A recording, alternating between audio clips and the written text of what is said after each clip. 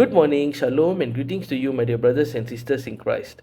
Let us dive into the Word. Today's Gospel is taken from Gospel of John, chapter 1, verse 45 to 51. And at the same time, today we are also celebrating the feast of Saint Bartholomew, who is also known as Nathaniel in today's Gospel.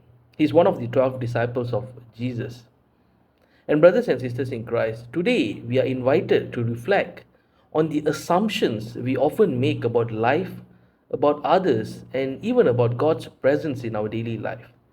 See, today when Philip invited Nathaniel, and Nathaniel's initial reaction was, can anything good come from Nazareth? Now, in his mind, Nazareth was an insignificant place and unlikely to produce the Messiah.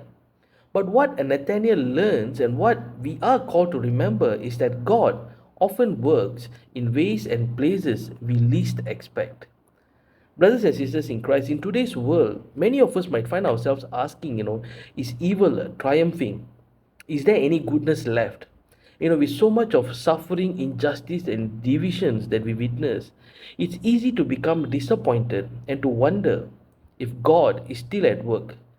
Like Nathaniel, we might presume that our struggles are unnoticed by God, that our efforts to live a holy life go unseen. However, today's gospel, brothers and sisters, challenges us to go the extra mile in overcoming these presumptions. Just as Jesus responded to Nathanael, I saw you while you were still under the fig tree before Philip called you. See, God sees us, knows us, and is intimately involved in our lives, even when we think we are unseen. Like Nathaniel's skepticism is met not with rebuke, brothers and sisters, but with a revelation of divine knowledge. Jesus knew Nathaniel before Nathaniel knew him. And just as he knows each of us intimately, even when we doubt his presence. So, the question is evil triumphing or is there any goodness left?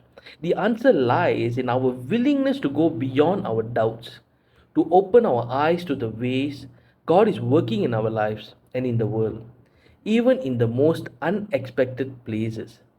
Consider how, just as Philip invited Nathanael to come and see, we too are invited to see the goodness that often lies hidden beneath the surface and to trust in God's plans and to participate in His work. Brothers and sisters in Christ, consider the example of our Virgin Mary, Mother Mary, who went the extra mile, literally and figuratively, when she visited her cousin Elizabeth. Mother Mary could have stayed at home, questioning the future that lay ahead of her. But instead, she chose to reach out, to share in Elizabeth's joy and to serve her in her time of need.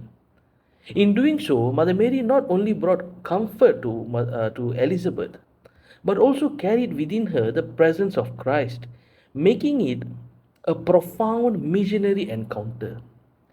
And then we have the example of Saint Bartholomew, whose feast day we are celebrating today. Though there is not much written about Saint Bartholomew in the Bible, but we can see there's a lot of historical writings about his history and about his life. He carried the gospel to distant lands, India, Persia, the current Iran, and ended up even in Russia, confronting evil head on in a world that was often hostile to the message of Christ. Even in the face of his gruesome martyrdom, St. Bartholomew's life testifies that evil does not have the final word. Faith and goodness do.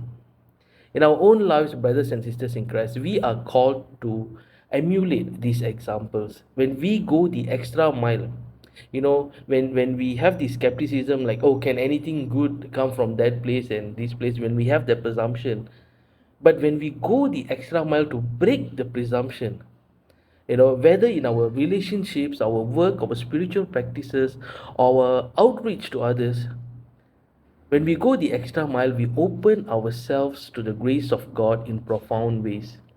We move from presumption to faith, from skepticism to trust, and from doubt to the certainty that God is with us, guiding us and seeing us even when we think we are unseen.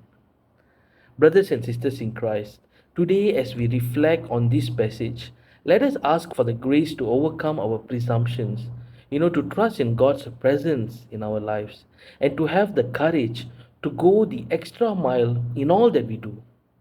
And in doing so, we will not only see the goodness that comes from Nazareth, but also experience the greater things that Jesus promises to those who believe.